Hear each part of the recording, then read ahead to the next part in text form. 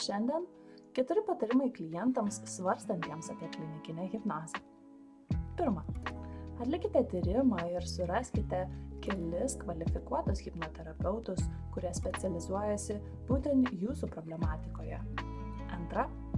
Konsultacijos ir vertinimas. Susitikite su potencialiais hipnoterapeutais ir įvertinkite, kaip jaučiatės. Terapeutai dažnai daro nemokamas 20 ar pusvalandžio pažintinės sesijas. 3.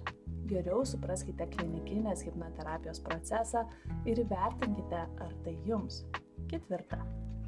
Įvertinkite savo pasirengimą ir įsipareigojimą procesui. Namų darbai yra neatsiejama to dalis.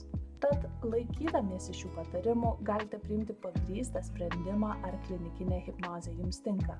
Nepamirškite atvirai bendrauti su savo hipnoterapeutu